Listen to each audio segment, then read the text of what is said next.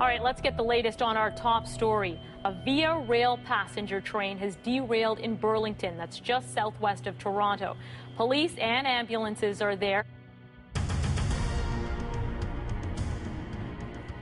Good evening. Thanks for joining us. We begin tonight with breaking news of a major train derailment that has claimed 3 lives. This is a live look at the scene of the VIA train derailment in Burlington, courtesy of the Global News Chopper. As you can see with these pictures, rescue crews are still frantically trying to free some of the passengers trapped inside. Let me tell you some of the numbers here. This train was packed with people. There were 75 people on board, 4 crew members. 3 people have been killed. Dozens more have been injured. We're hearing numbers upwards of 30 to 60 people have been injured, many of them critical. Dozens of passengers were trapped in these train cars, and rescue crews have been working frantically over the last little while. This train crash happened at around 3:30 this afternoon, and rescue crews have been working very hard to extricate these trapped passengers that were on these train cars. At this moment, a number of the passengers that have been hurt have been removed from this wreckage. They are being rushed to hospital. A number of hospitals in the area, in the Halton region, are on standby. February 26, 2012 was a sunny but cold day in Burlington, Ontario. But little did anyone know that it would be a very bitter, cold day that nobody would ever forget. VIA 92 was a train that operated every Saturday and Sunday from Niagara Falls, Ontario to Toronto, Ontario. On the afternoon of the 26th of February 2012, it consisted of F40PH-2D 6444 and 5 LRC coaches via 3454, 3354, 3319, and 3311. It weighed 389 tons and measured 510 feet long. No defects were noted the day before during an inspection at VIA's Mimico Maintenance Center. In charge of the train on that fateful day were 3 engineers: Peter Snar, aged 52, Ken Simmons, 56, who both had over 30 years of railroading experience under their belts. The third was a 40-year-old engineer in training, Patrick Robinson, who was about a week away from being a fully certified engineer. He was mainly there to observe the train's operation, although it is possible he did operate the train at some point during the journey, but it is unknown. When a trainee is present, the tasks are all shared among the crew equally. They were all qualified for their positions, well rested, and in good physical shape. At 13:06, they came on duty at the VIA station in Niagara Falls. In a briefing with the station master before departure, the crew was informed that a wheelchair passenger would be getting off at Oakville. Normally, the train would arrive on track 1 next to the station. Passengers were briefed by the station master on the safety features in case of an emergency on board the train. This was done using the PA system. The station master also designated and briefed able-bodied passengers who were sitting next to emergency exits and exit windows. During the trip, the doors between the first and second cars were open to make serving the passengers easier. With 70 passengers on board the train, it departed on time at 14:04, bound for Canada's largest city, Toronto. The train was routed onto the Grimsby subdivision from Clifton to Hamilton. There, it entered onto the Oakville sub on the north track to Bayview, and then east on track 2. There, it entered onto the Oakville sub on the north track to Bayview, and then east on track 2. There, it headed east. Further down the line, a CN signal work crew was dispatched to a trouble call from a hotbox detector.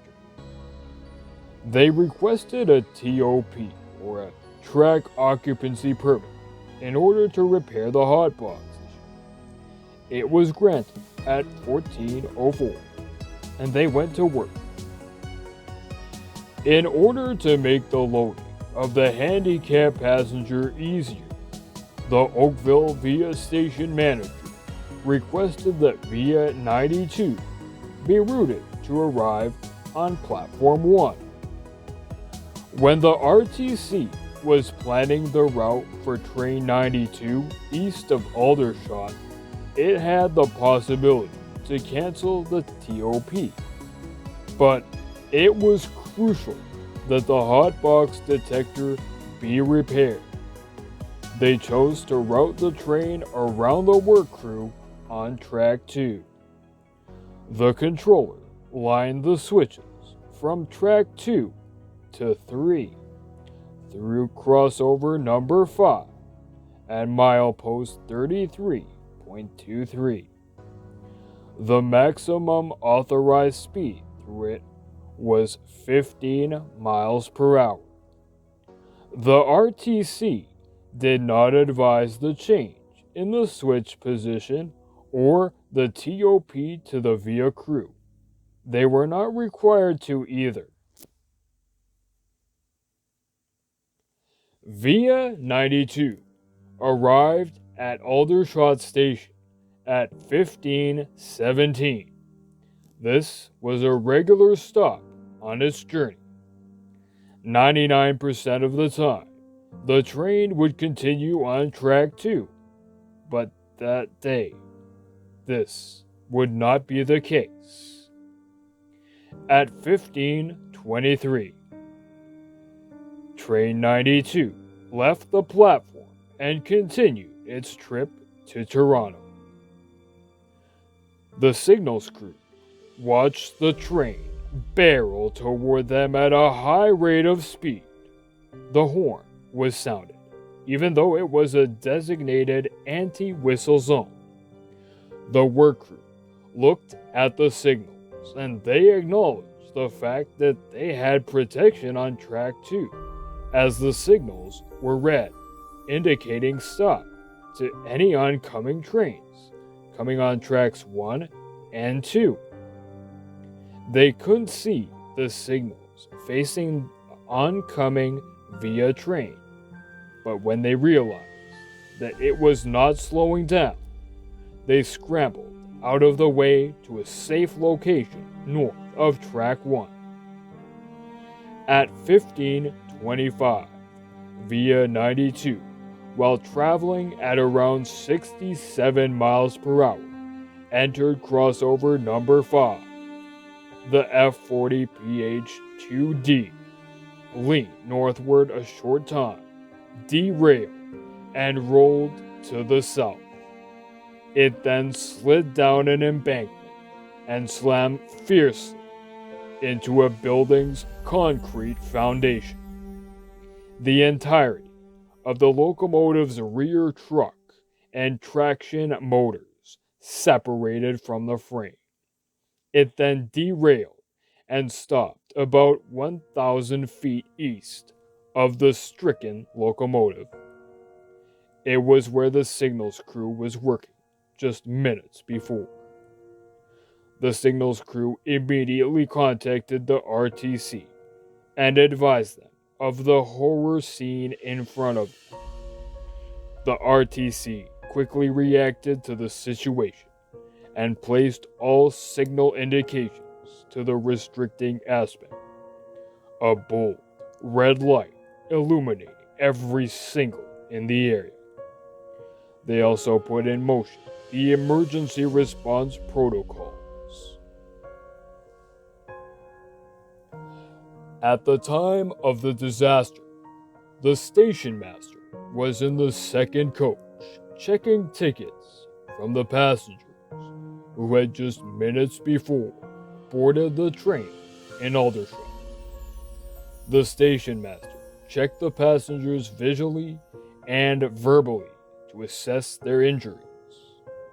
Desperate attempts to contact the locomotive crew via radio were futile. The station master then made an emergency broadcast on the standby channel and then phoned the RTC using a cell phone. During the derailment, the end doors were accessible as the first and second coach vestibule broke in two. The station master then exited the second coach and entered the first coach, and together with some passengers helped provide assistance. All the passengers in the first coach stayed in place until first responders arrived on the scene. The second coach passengers exited on their own. Some left the scene of horror without even getting medical attention. Others assembled at a meeting point. Fortunately, the scene was accessible to emergency crews as it happened just east of the King Road level crossing. CN and VIA personnel, as well as passengers, helped in the rescue efforts. Because of the position of the first coach, it was difficult to rescue trapped survivors.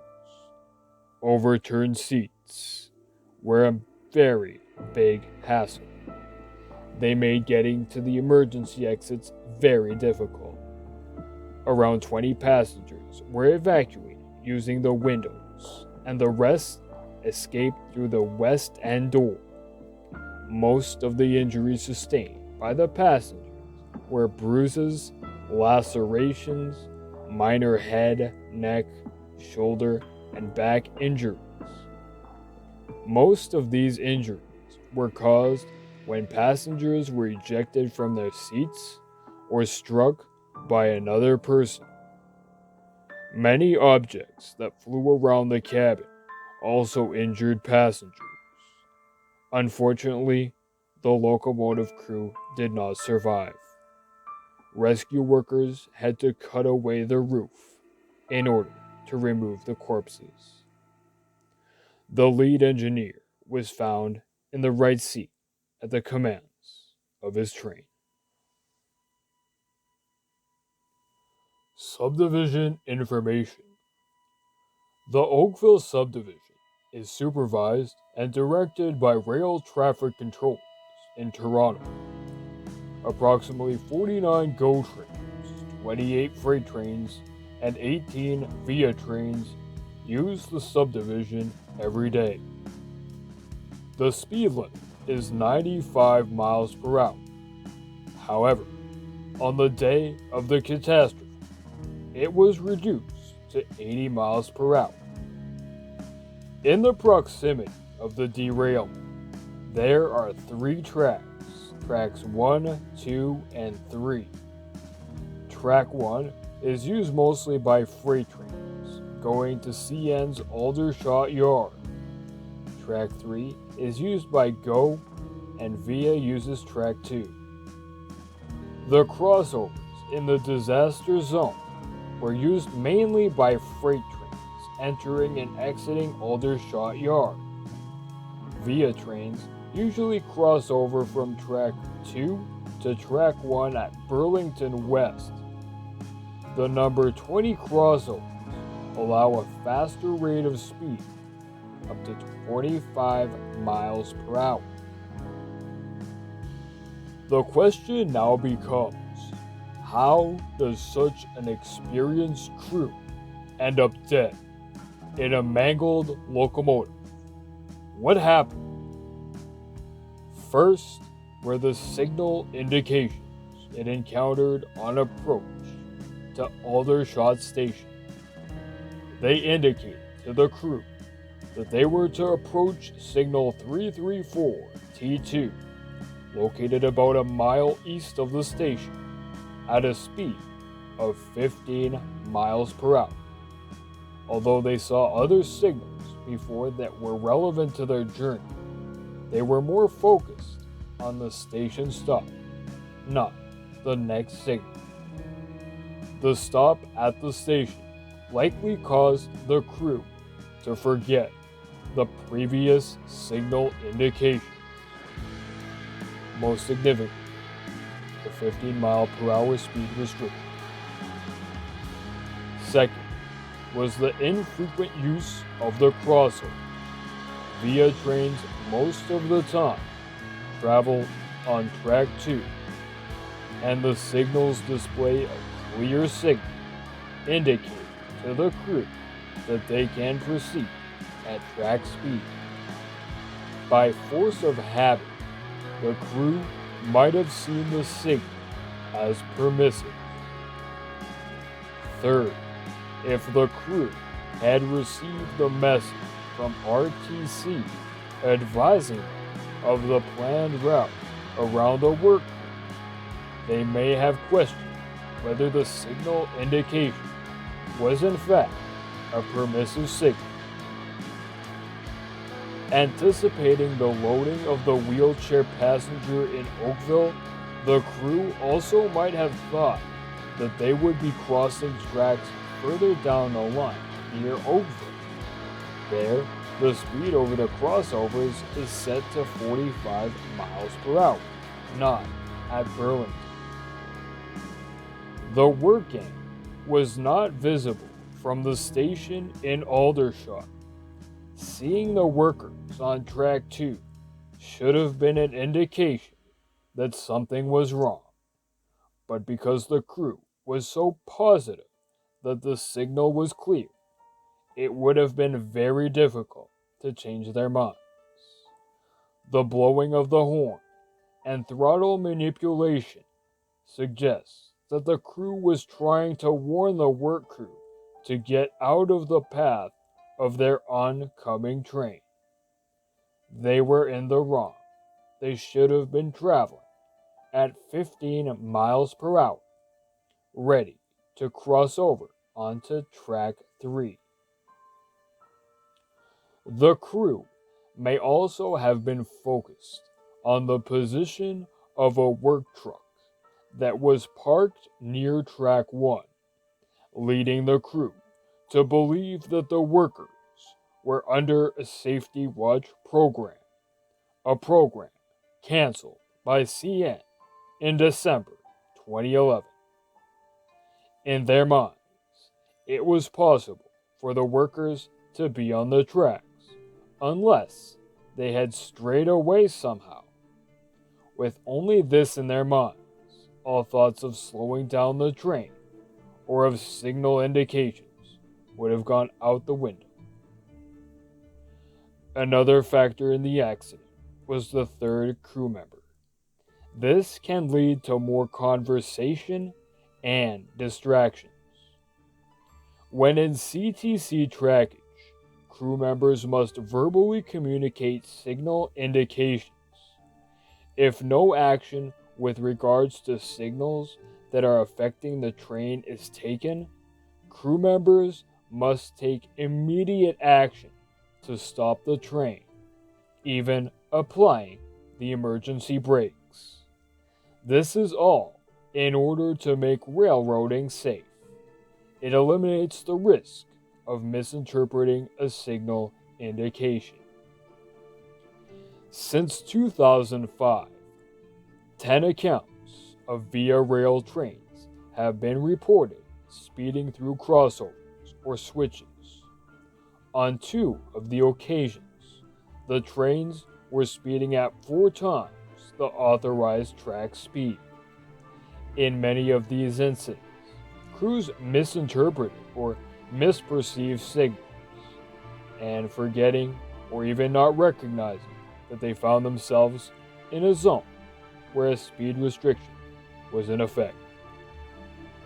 In the aftermath of the tragedy, Via Rail Canada issued Bulletin HQO P12-04, which required train crews to record the last signal indication.